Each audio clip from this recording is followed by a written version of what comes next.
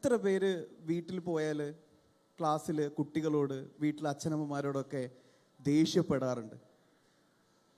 അയ്യോ, ദേഷ്യപ്പെടാറില്ല അല്ലേ? എത്ര പേര് ദേഷ്യപ്പെടാറുണ്ട്? ദേഷ്യപ്പെടാറേ ഇല്ല. ദേഷ്യപ്പെട്ടിട്ടേ ഇല്ല.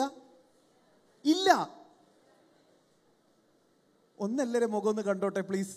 ഇതുവരെ ദേഷ്യപ്പെട്ടിട്ടില്ല? ഇല്ല. എന്നാ നിങ്ങളെ കഥയല്ല കേട്ടോ.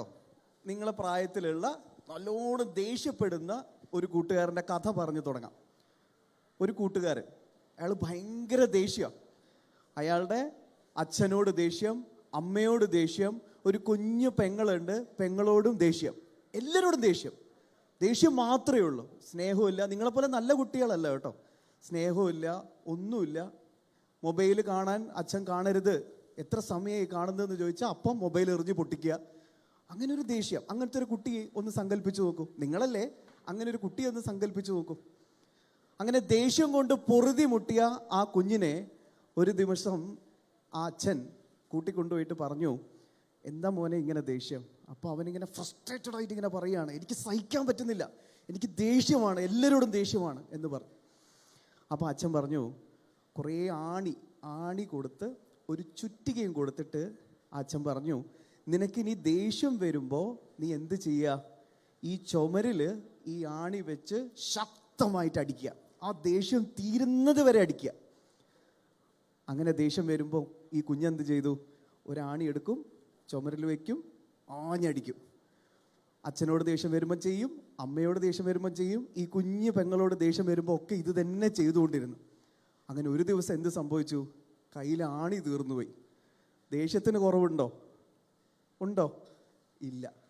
അപ്പം അച്ഛൻ്റെ അടുത്ത് ദേഷ്യത്തോടു കൂടി പോയി ചോദിച്ചു, അച്ഛൻ ആണിയൊക്കെ തീർന്നുപോയി, ഇനി ഞാൻ എന്ത് ചെയ്യും എന്ന് ചോദിച്ചു. അപ്പം അച്ഛൻ പറഞ്ഞു, മോനൊരു കാര്യം ചെയ്യൂ, ഈ അടിച്ച ആണികളൊക്കെ ഉണ്ടല്ലോ അതൊക്കെ ചുറ്റിക തിരിച്ച് പിടിച്ച് അതൊക്കെ ഇങ്ങ് പിഴുതെടുത്തോ എന്ന് പറഞ്ഞു. അപ്പോൾ വീണ്ടും ദേഷ്യം പിടിച്ച് ഇയാൾ എന്ത് ചെയ്തു? പോയിട്ട് പിഴുതെടുക്കാൻ തുടങ്ങി. ഓരോ തവണ ദേഷ്യം പിടിക്കും, പിഴുതെടുക്കും. അങ്ങനെ പിഴുതെടുത്ത് എല്ലാ ആണിയും പിഴുതെടുത്ത്. എന്നിട്ടും ദേഷ്യത്തിന് കുറവ് വരുന്നില്ല. അപ്പോൾ അച്ഛൻ ആ കുഞ്ഞിൻ്റെ കൈ പിടിച്ച് ആ ചുമരിലേക്ക് നോക്കിക്കൊണ്ട് പറഞ്ഞു, ആണി പിഴുതെടുക്കുമ്പോൾ അവിടെയൊക്കെ എന്തുണ്ടാവും? വലിയ ഹോളുണ്ടാവും ഇല്ലേ? അതുപോലെ അതിനേക്കാൾ ആഘാതമായ മുറിവുകളാണ് നീ ഓരോ സമയത്ത് ദേഷ്യപ്പെടുമ്പോഴും എന്നിലും നിൻ്റെ അമ്മയിലും നിൻ്റെ ഈ കുഞ്ഞു പെങ്ങളിലും ഒക്കെ ഉണ്ടാകുന്നത്.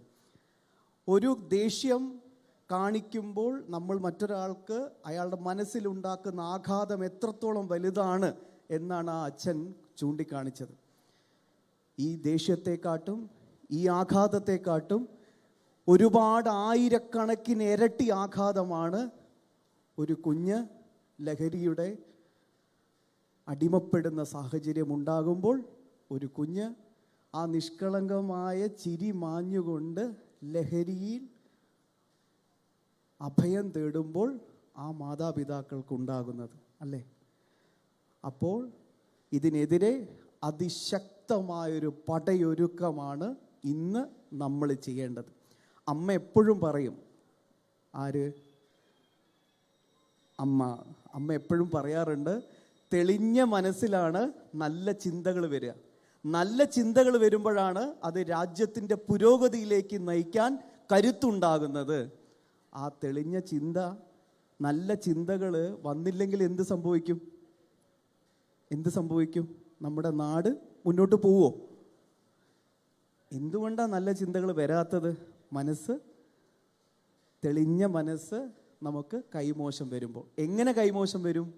ഇത്തരത്തിലുള്ള ലഹരി പോലെയുള്ള മഹാവിപത്തുകളിലേക്ക് നമ്മുടെ മനസ്സ് ഒരു നിമിഷം ഒന്ന് താളം തെറ്റുമ്പോൾ. അപ്പോൾ ശക്തമായി തന്നെ നമ്മൾ പൊരുതണ്ടേ? വേണ്ടേ? ഒറ്റക്കെട്ടായി പറയൂ, സേ നോ ടു. പോരാ, സേ നോ ടു. ഒറ്റ തവണ കൂടി, സേ നോ ടു. യെസ്.